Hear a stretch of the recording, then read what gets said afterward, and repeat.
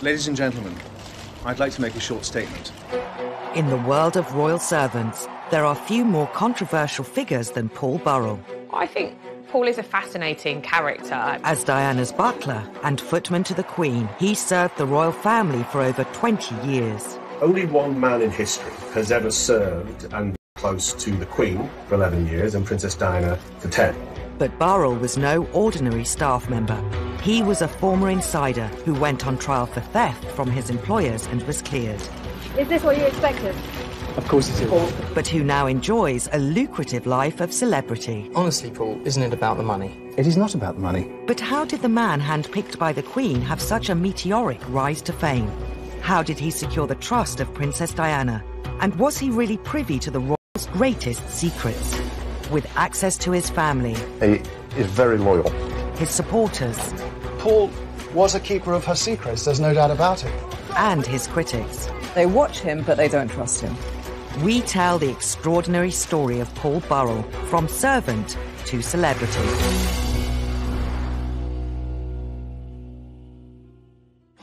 Today, Paul Burrell is one of the most visible figures in royal commentary. His 10 years as butler to Princess Diana still generate endless fascination and secure numerous TV bookings, including popular daytime TV shows. Joining me now is Princess Diana's former butler, Paul Burrell, of course, one of the people who knew her best of all. Morning, Paul. Can you believe it's been that long, Janet? I can't believe it's that long. I think in Britain, we love a character. He's incredibly colourful. He's very emotive. And, of course, he offers insight that a lot of people can't necessarily give. Having served as butler to Princess Diana, Paul became a household name, with the public eager to hear every detail of his life as a royal servant. Princess Diana made Paul Burrell famous, but Paul Burrell kept himself in the public eye for many decades and years thereafter. Paul's celebrity status grew through several high-profile TV appearances. Today, he shares aspects of his domestic world with his Instagram followers. He lives in a mock Tudor mansion in Cheshire, from where he also sometimes films video messages revealing more details of his life with the royals. I've been thinking about all those parties which I attended with the royal family through the years. Parties with the Queen, fancy dress balls at Balmoral, family parties with Princess Diana, and parties celebrating the life of the princess. But his 21st century life is in stark contrast to younger brothers. The younger of them, Graham, has agreed to share details of their childhood. Well, we were 3 boys in a terraced house, 2 up, 2 down. Dad worked 7 days a week, 12 hours a day. Mum was always there. We shared a bedroom together. We had bath time together on a Sunday night in Tim Bath. The young Paul found a form of escape from his surroundings in the glamorous world of Hollywood. I remember as a child, there was always a poster up on wall from his film magazine. He'd have a picture of Bette Davis or a picture of Elizabeth Taylor pinned to his bedroom wall as we were children. There was something about Paul that was always being led to a different life. Aged 12, Paul Burrell came face to face with a world entirely unlike his own on a family trip to London. We always went to Palace, and we always went to see Busby's. And on this particular time, we were all loading railings, 3 little boys from Derbyshire. And Paul said to Mum and Dad, one day I'm going to work there. Dad ruffled his hair and said, yeah, of course you are, son. After leaving school at 16, Paul studied for a diploma at Catering College. Upon graduating, he worked briefly in hotels on the south coast until a previous application to the royal household yielded a job offer. In 1976, at just 18, Paul Burrell began work as 14th footman to the Queen. This photo from his Instagram page shows him in Windsor Castle, but much of his time was spent at Buckingham Palace. When Paul actually got the job at Buckingham Palace, it was unreal. We were stood looking at the most famous house in the land. It gave us a doorway into a world that was so far from where we lived. It was a world of fantasy. It was like living a fairy tale in many ways for him. I think he had to pinch himself from time to time. We used to drive down, going to Buckingham Palace, sit in his bedroom window looking down the Mall, and that was so exciting. Within 16 months of starting at the palace, he was promoted to personal footman to the Queen. And she'd apparently said, who is that young man? and she'd been told, and she said, well, he seems to be very good at what he does. Let's try him out. And I think she was looking for a new footman. So, I mean, she doesn't have very many, and she doesn't have very many men in that close area. But, you know, Paul Burrell, in a very short time, became one of the key male servants in the Queen's life. Once promoted, the Queen tested Paul Burrell with a job very close to her heart. Burrell was thrown in at the deep end. The first thing she said to him was, oh, do you like dogs? And he said, I love dogs, Your Majesty. Well, let's see if they like you. But Paul was quite practical. At breakfast that morning, he'd wrapped up because he thought they might come in useful if he had to sort of placate the corgis. His secret weapon came in very handy because he managed to sort of rush off after the dogs behind some trees and dish out their treats to them. And after that, of course, they wouldn't leave him alone. It went until I actually stood in Royal Enclosure at Royal Ascot and seen the carriage drive swoop into Royal Enclosure and saw Paul sat up back at carriage directly behind Queen, that it hit me like a ton of bricks that my brother was so close to Her Majesty. As her personal footman and chief corgi walker, Paul Burrell was one of the Queen's top servants. The images he posts online illustrate the pride he took in his job. But like all staff members, Paul would have been made very aware of his standing. Di Davis, who served the Royals from 1994 to 98 as head of Scotland Yard Royalty Protection Force, remembers well the boundary between the Royals and their staff. I think Her Majesty, she has seen so many servants, police officers, private secretaries come and go. All of us who work with and for the royal family have to remember our place. We're there to support them. We're not there to be their best friends. Whilst Paul may have been kept busy with his duties for the Queen, he still found time to help out the newest addition to the royal family.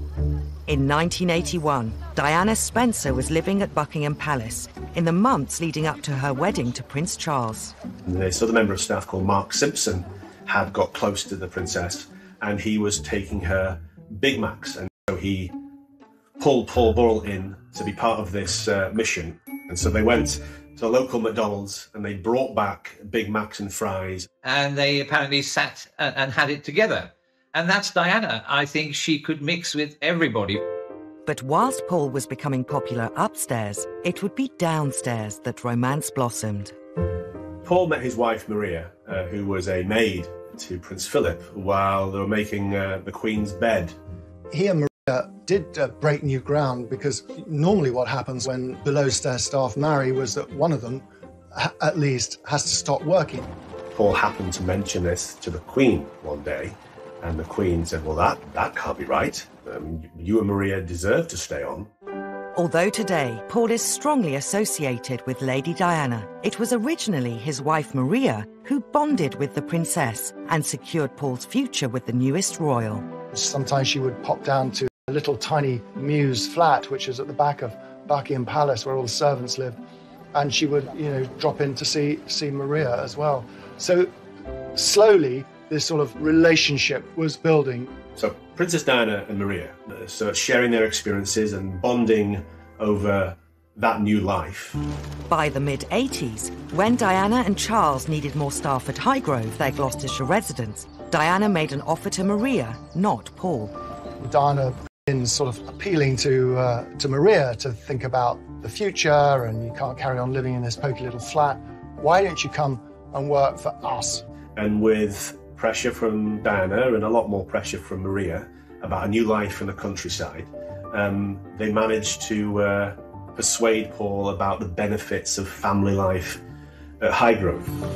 Although initially reluctant to leave the Queen's service, in 1987 Paul relented to pressure from Diana and his wife by moving to Highgrove to become butler to the Prince and Princess of Wales. And I don't blame him in one sense. They were the future, as it were, or she was the future, and the potential future Queen. Why wouldn't an ambitious servant want to be on the right side, as it were? But as Paul began on the exciting new chapter in his life, words of warning echoed in his ears. Just before he left, he was taken aside by a very senior figure at Buckingham Palace who said to him, Paul, there is something you need to know about the Charles and Diana household. All is not as it seems.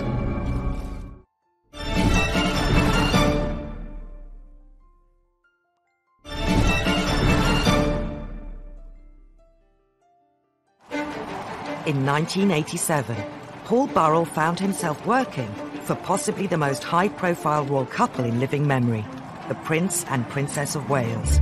Based at Highgrove, he was a highly valued butler, but relations between Charles and Diana were strained.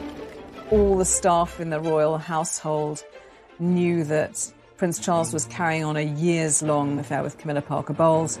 Princess Diana is first absolutely suffering and devastated, and then very slowly begins to try to find love and friendship in other places. With a growing divide between Charles and Diana, the princess drew on close friends for comfort. The photos Paul shares on social media from this time reflect the increasingly personal relationship he was developing with her. Many times when we visited, there'd be a knock at door. You'd open the door and the princess would be stood there.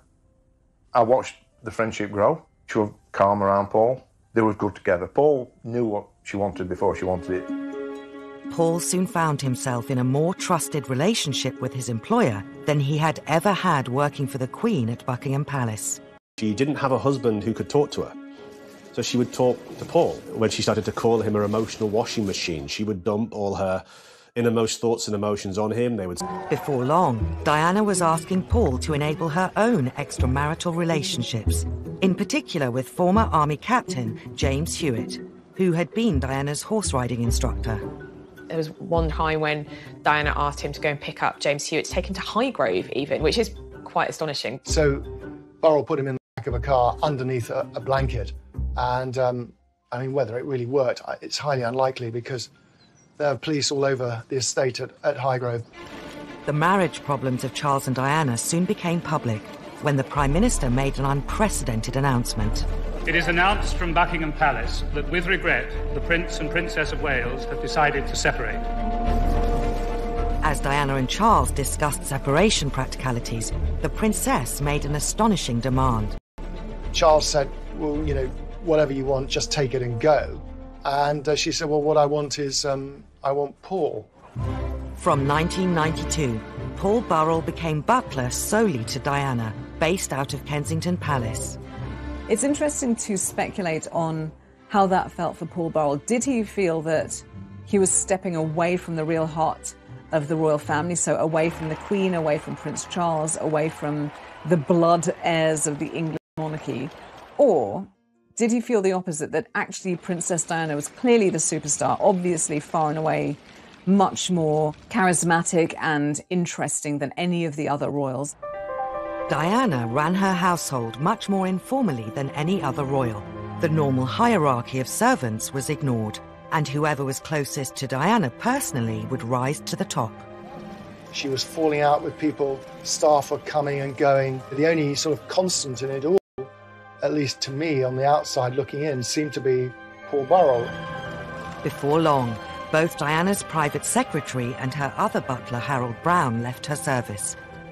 Candid photos from Paul's Instagram feed reveal how Diana even started to become a feature of Paul's social life. In 1994, she attended his wife Maria's 40th fancy dress birthday party. But as their lives became ever more entwined, Diana started to rely on Paul more and more. She started leaving notes about her life, her thoughts, asking him for advice on all manner of things. Paul has given the public glimpses of these notes through social media. He was definitely now being pulled into things that a butler wouldn't ordinarily see unless invited. In recent years, Paul has been publicly questioned over whether the relationship with Diana was more like that between friends than employer and employee. The thing was, of course, she shouldn't have let me come that close.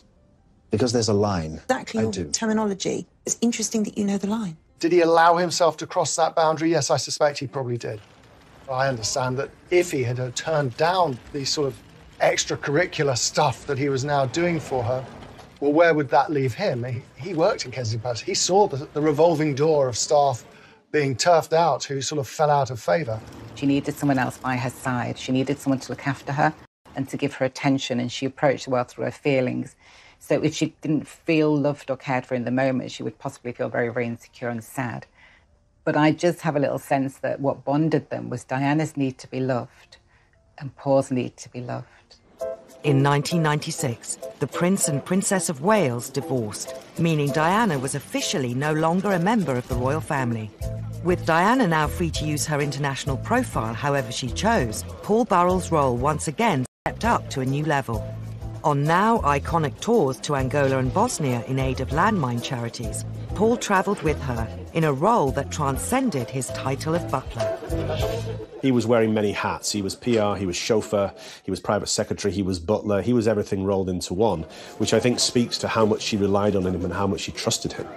I remember that tour to Angola in particular. You know, we were all there for the famous shot of the princess walking through the minefield, and there's Burrell in a Ralph Lauren shirt, same as the princess, and you're thinking, this guy now really is very important in her life. 1997 was not only the peak of Diana's public profile, it was also the pinnacle of Burrell's career as a servant. The press described him as the most important person in her life. Gushing newspaper profiles, I should know, I wrote some of them, about who was this remarkable man. You know, boyfriends may come and go, but one man's constant step forward, Paul Burrell, and I think he rather enjoyed it. Paul soon became known as Diana's rock. I mean, a lot of people have said to me, well, he wasn't the only person she referred to as her rock. There are a number of other people. Well, that may be the case. But what I can say is that it didn't come from Burrell. I didn't hear it first from Burrell. It probably came from Diana. Paul has subsequently claimed in TV appearances he was not only her rock, but also Diana's best friend. I was her best friend. I was a great advisor on what to wear and when to wear it. I did great flower arrangements. I think the friendship were greater than they thought at the time, if that makes sense. I think it were greater when you look back at it, when you actually were travelling through it. I don't think he was her best friend. I think that's a misunderstanding. I think that's something that he subsequently came to in the years after her death. But since her death, he has revealed them too. One of the most sensational was a letter she wrote just 10 months before the tragic accident that took her life. In 2003, Paul revealed the existence of a letter that Diana had written a couple of months after her divorce from Charles, saying that she thought Charles wanted to kill her.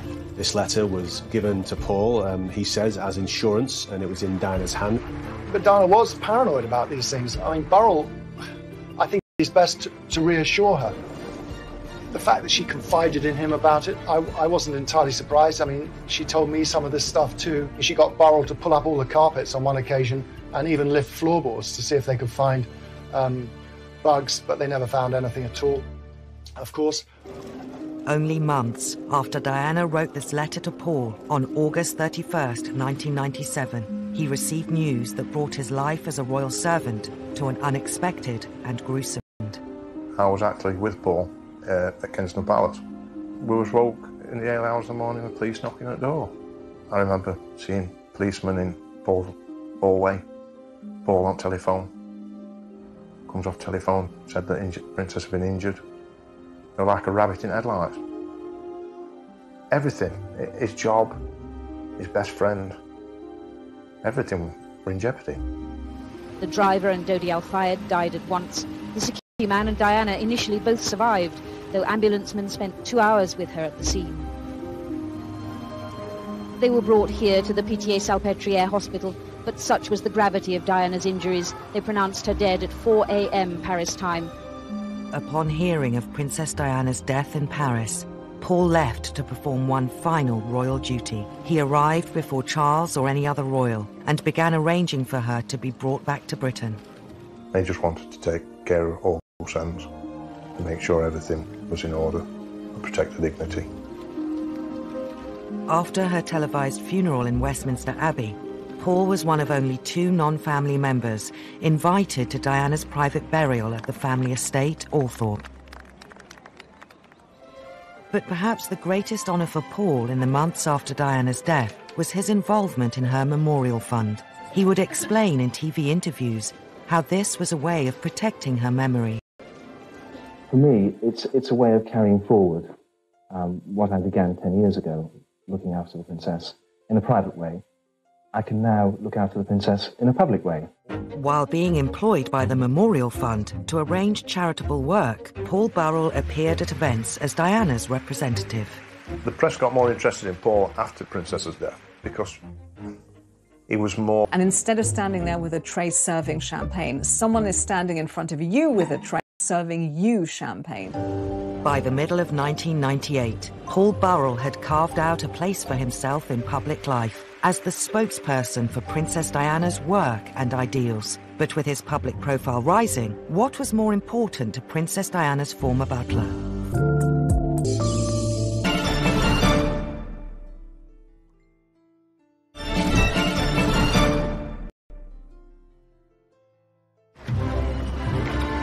Less than a year on from Princess Diana's death, Paul Burrell, her former butler, was working as the chief fundraiser of her memorial fund. The Princess of Wales Memorial Committee gathered in 11 Downing Street for their 5th meeting. But it wasn't long before his high profile began ruffling feathers. It is a moving and natural progression for Paul Burrell to be the person to take up the mantle, to carry forth, championing the causes embraced by the princess in her lifetime. I think as Paul Burrell's stock rose and his profile increased and he found himself in the middle of the media spotlight as the person closest to Diana, I think that led to a perception that he was enjoying it all a little bit too much. That I feel that her spirit is still alive. There he was at the Memorial Fund ball. He had spent 20-odd years in the shadows, as invisible servants are meant to be, and he's thrust into the spotlight. It did seem extraordinary. He found it all almost too good to be true. And it seemed it was. In December 1998, Paul was made redundant. Mr. Burrell only had a few words to say.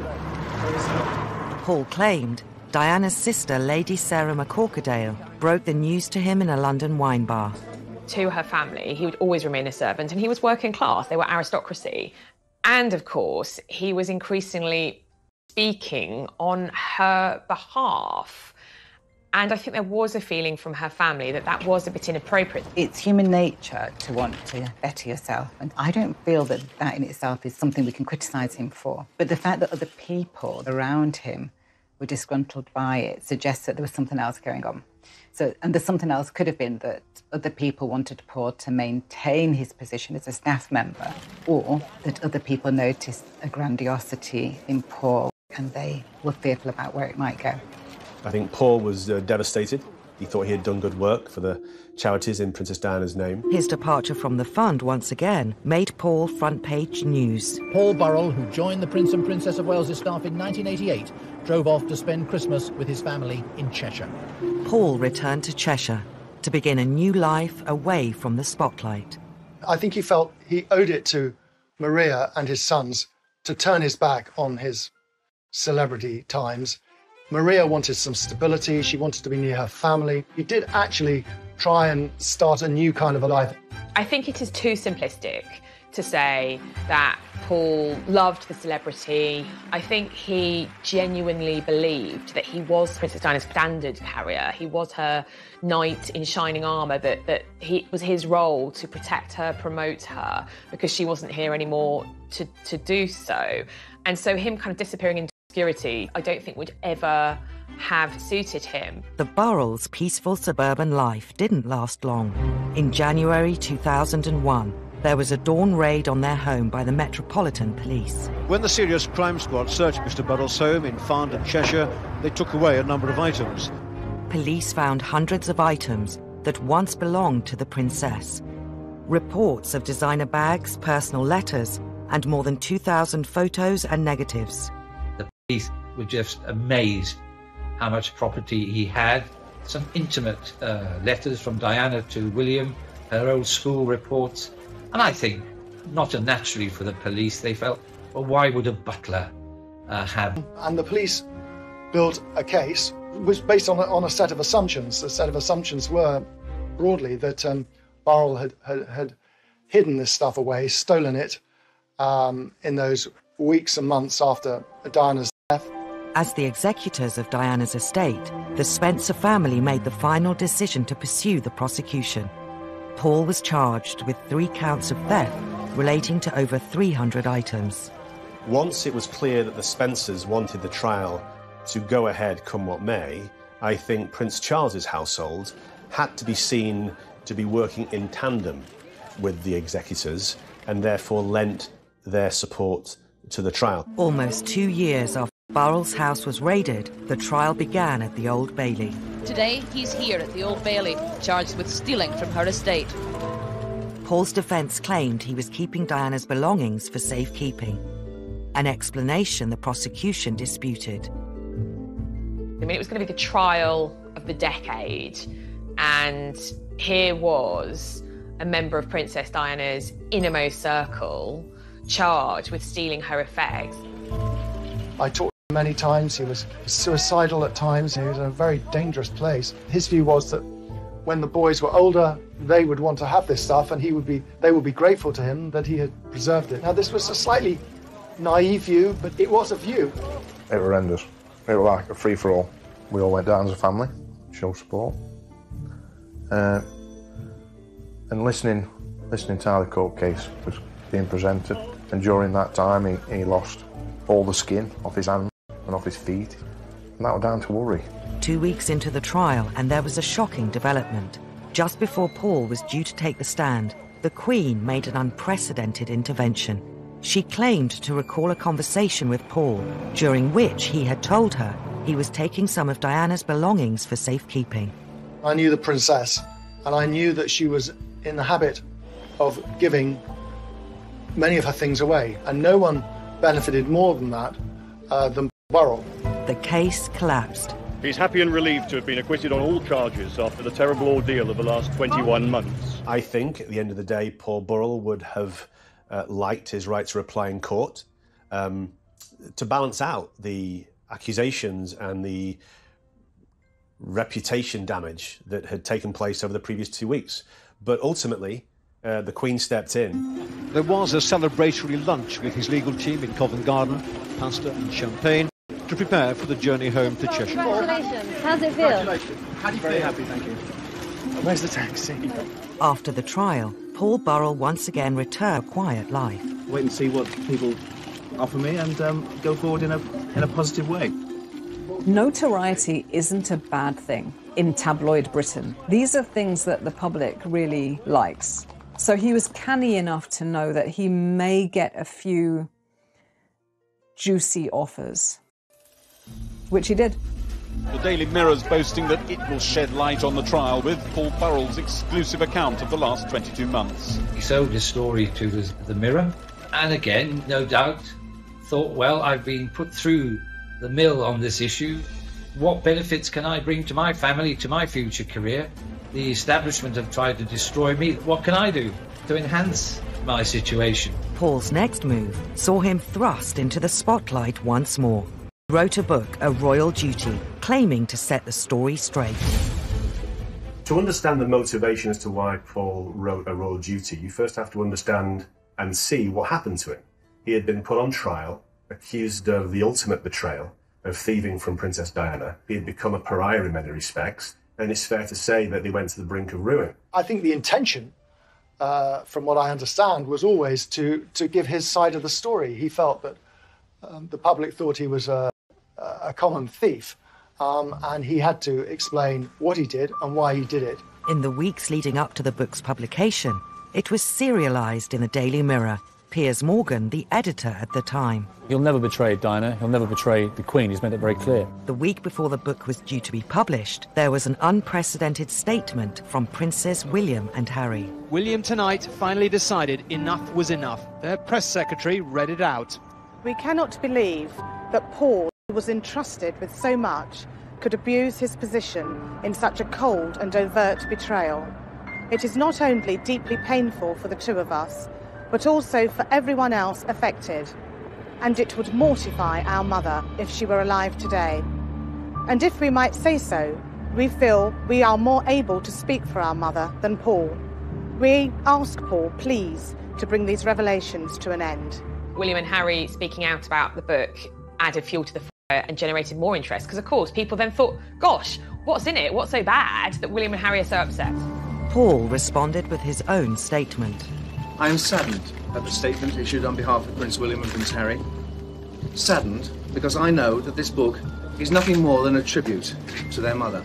I remember drafting a statement. I remember calling all the producers and news crews to get the 10 o'clock news slot, because we weren't going to allow Buckingham Palace to try to control the narrative that evening by calling the book a cold and overt betrayal. I'm convinced. So we took charge, and Paul delivered a statement. I would also like to point out that following the collapse of my trial at the Old Bailey last year, no one from the royal family contacted me or said sorry for the unnecessary ordeal myself, my wife, and my sons were put through. Embarking on a world tour to promote the book, Paul was soon confronted with accusations of cashing in. I have to stand for myself and what I think is true, and I've done that. And that's why I've written the book. Honestly, Paul, isn't it about the money? It is not about the money. Absolutely not. I think that's a little disingenuous when he says it's not about the money. But then, of course, publicly, he can never admit that it's about the money, can he? I mean, how can anyone ever admit that it's about the money? I'll just say this, that in the years after Diana died, he was offered many different times the chance to write his book. One offer, which I saw, was for $4 million. He refused it flat and didn't entertain any discussions. And News International offered him a package totalling £2 million. He refused that deal. He chose the lesser deal on the table, which was £350,000 from the Daily Mirror. It was about, for Paul, the truth. How could his story be presented as he wanted it to be presented? You know, there's that such inherent hypocrisy in all of us. You'll have to say, oh, goodness, you know, roll our eyes at someone who we say is cashing in on, you know, having worked for the royals. But equally, we can't get enough of it. We want to lap up everything that they have to say.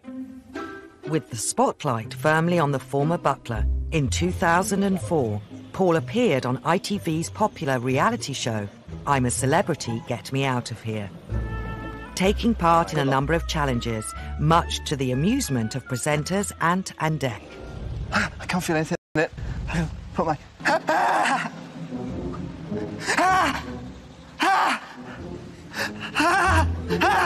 And I watched some of it, and he was very funny. You know, he was screaming and shouting, as people do.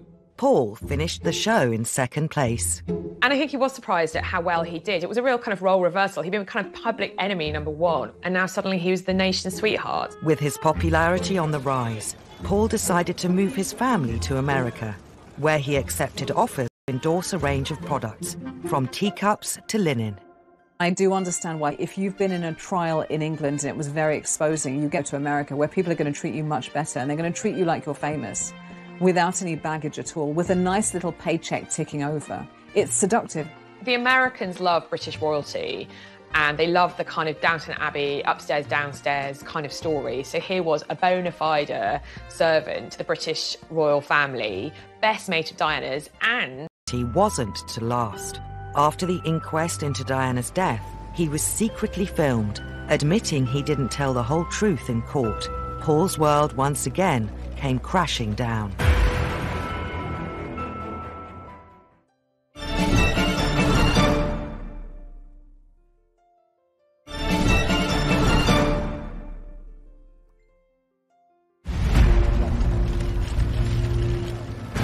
More than 10 years on from Diana's death, and with numerous conspiracy theories into what caused her fatal crash, an inquest finally began.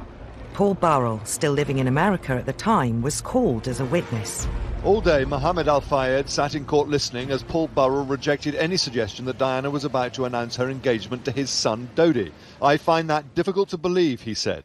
This was only a 30-day relationship. She was on the rebound from Mr. Khan. He gave evidence as somebody who knew her intimately as a servant, but also a confidant. He was one of the last 6 people that actually she phoned before she died.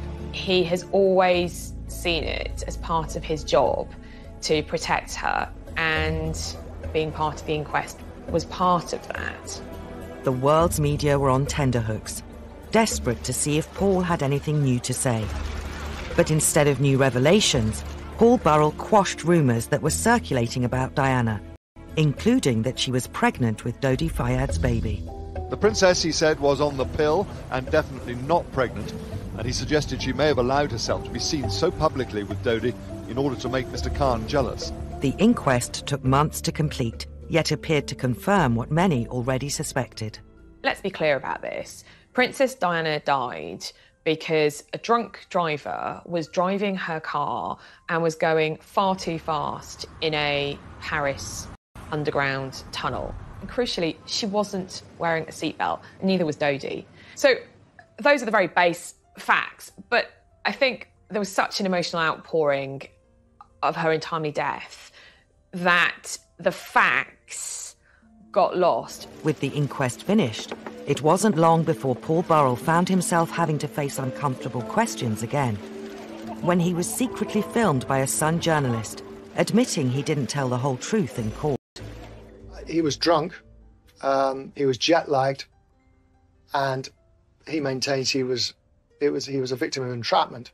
There might have been an element of showing off. I'm sure that's quite possible too. The total disregard for how this will feel to the people who were affected by Princess Diana's death, it just takes my breath away. Paul's lawyers issued a statement, not under oath. He did not conceal anything remotely relevant to the inquiry. Despite this, the impact was wide-reaching. The fairy tale was over. The fantasy was broken. He wasn't this twinkly-eyed English butler. I think he did become less credible as a kind of talking head and as a source on the royal family. His star was waning, and he returned to Britain, to the family's flower shop. Paul's wife and children remained in America. It certainly had a negative effect on views about him. You know, he went from being this rather sort of lovable figure on daytime television to someone who, you know, the public sort of collectively groaned about. In 2017, after years of media speculation over his sexuality, Paul revealed he was gay and planning to marry his partner of 10 years, Graham Cooper. With Paul's private life almost as valuable as Princess Diana's, the Sun newspaper ran the exclusive. Paul wanted a private wedding, and he wanted to come out as a proud gay man privately to the people who know and loved him.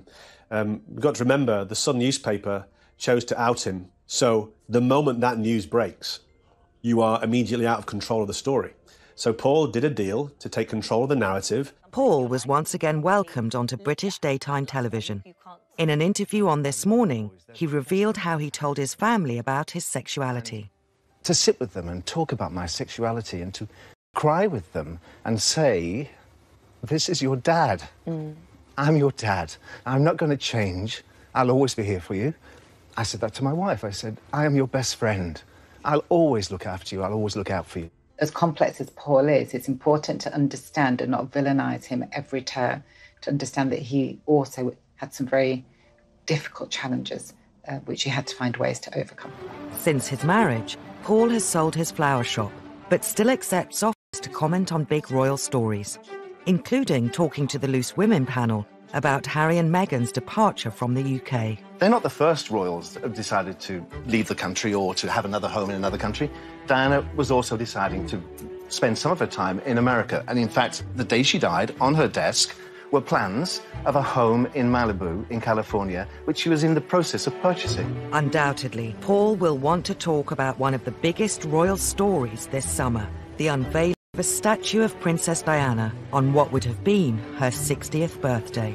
When it comes to the unveiling of the statue, I think Paul is realistic about his chances of being in attendance, but I'll say this. I do hope that Princes William and Harry recognise the place that Paul Burrell had in their mother's life. Secrets to tell about Princess Diana and indeed the royal family.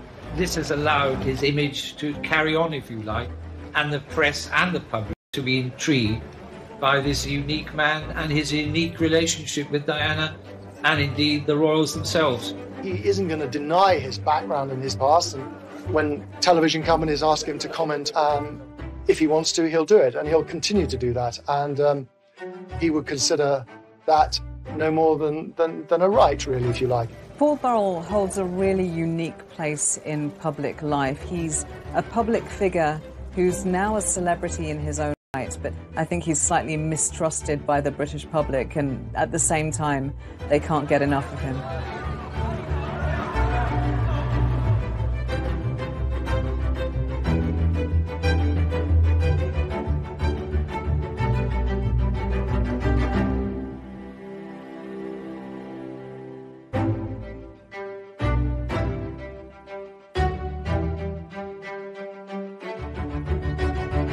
country life is in stark contrast to younger brothers. The younger of them, Graham, has agreed to share details of their childhood. Well, we were 3 boys in a terraced house, 2 up, 2 down. Dad worked 7 days a week, 12 hours a day. Mum was always there. We shared a bedroom together. We had bath time together on a Sunday night in Tim Bath. The young Paul found a form of escape from his surroundings in the glamorous world of Hollywood. I remember as a child, there was always a poster up on wall from his film magazine. He'd have a picture of Bette Davis or a picture of Elizabeth Taylor pinned to his bedroom wall as we were children. There was something about Paul that was always being led to a different life. Aged 12, Paul Burrell came face to face with a world entirely unlike his own on a family trip to London. We always went to Paris, and we always went to see Busby's. And on this particular time, we were all holding railings, 3 little boys from Derbyshire. And Paul said to Mum and Dad, one day I'm going to work there. Dad ruffled his hair and said,